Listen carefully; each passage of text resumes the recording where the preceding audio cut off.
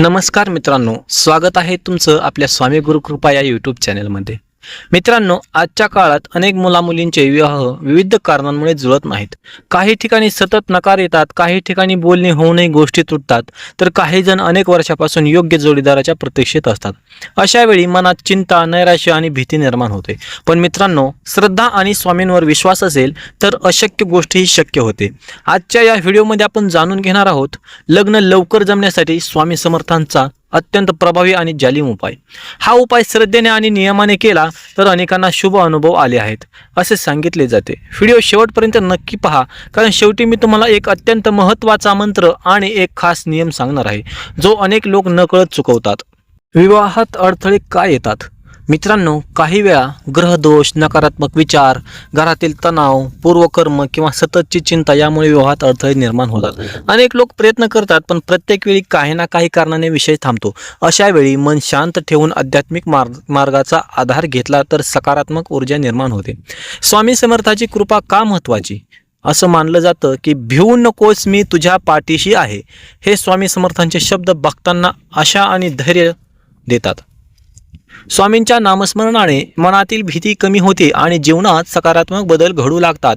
अनेक भक्तांच्या अनुभवांमध्ये विवाहाचे अडथळे दूर झाल्याचे सांगितले जाते.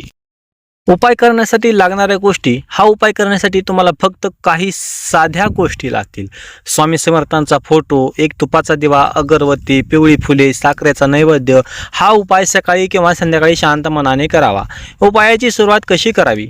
तर सर्वप्रथम आंघोळ करून स्वच्छ कपडे घाला. स्वामींच्या फोटोसमोर दिवा आणि अगरबत्ती लावा. मन शांत करून स्वामींचे ध्यान करा. यानंतर हात जोडून मनातील इच्छा स्वामींना सांगा. महत्त्वाचा मंत्र यानंतर म्हणायचा आहे, तो 108 वेळा म्हणायचा आहे. तर कोणता मंत्र आहे तो? तर ओम श्री स्वामी समर्थाय नमः. हा मंत्र श्रद्धेने म्हणताना आपल्या विवाहातील अडथळे दूर होत आहेत अशी भावना मनात ठेवावी. 21 दिवसांचा नियम आहे. हा उपाय सलग 21 दिवस करावा. मध्ये एकही दिवस सोडू नये. श्रद्धा आणि संयम हेच या उपायाचे मुख्य आधार आहेत. अनेक लोक पहिल्या काही दिवसातच निराश होतात, पण सातत्य ठेवणे खूप महत्त्वाचे आहे. गुरुवारी विशेष सेवा. प्रत्येक गुरुवारी स्वामींना काय करायचं? पिवळी फुले अर्पण करायचे आणि शक्य असल्यास गरीब व्यक्तीला अन्नदान पण करायचे. असं मानलं जातं की अन्नदानामुळे सकारात्मक ऊर्जा वाढते आणि शुभ कार्यातील अडथळे कमी होतात. मनातील नकारात्मकता दूर करा. मित्रांनो, सतत माझं लग्न होणार नाही असे विचार करू नका. नकारात्मक विचारांमुळे आत्मविश्वास कमी होतो. दररोज सकाळी स्वतःला सांगा, स्वामी समर्थ माझ्यासोबत आहेत, योग्य वेळेत सर्व काही चांगलं होईल. घरातील वातावरण शांत ठेवा. विवाह जुळण्यासाठी घरातील वातावरण तर शांत आणि आनंदी असले पाहिजे. घरात सतत भांडण, राग किंवा तणाव असेल तर त्याचा परिणाम अनेक गोष्टींवर होतो. म्हणून शक्य तितके प्रेमाने आणि संयमाने वागण्याचा प्रयत्न करायचा आहे. पालकांचा आशीर्वाद घ्या. आईवडिलांचा आशीर्वाद खूप महत्त्वाचा असतो. दररोज सकाळी त्यांच्या पाया पडून आशीर्वाद घ्यायचा आहे.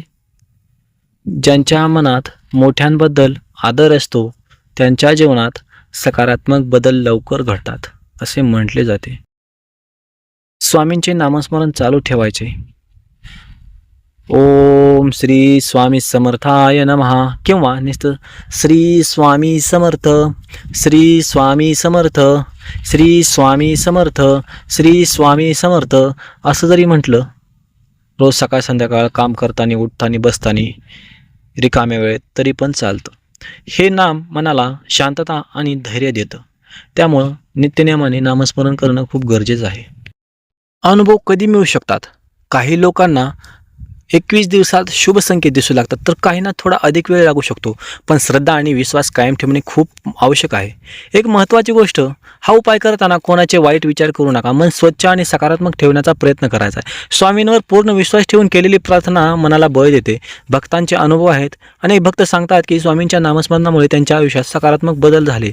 काहींचे अडकलेले विवाह जुळले तर काहींच्या घरातील समस्या कमी झाल्या. प्रत्येकाचा अनुभव वेगळा असू शकतो, पण श्रद्धा मनाला आधार देते. तर मित्रांनो, चला शेवटी सर्वांनी मनापासून एकदा म्हणा, श्री स्वामी समर्थ, श्री स्वामी समर्थ, स्वामी महाराज तुमच्या जीवनातील अडथळे दूर करो आणि प्रत्येकाला योग्य जीवनसाथी मिळो, हीच ईश्वर चरणी स्वामी चरणी प्रार्थना.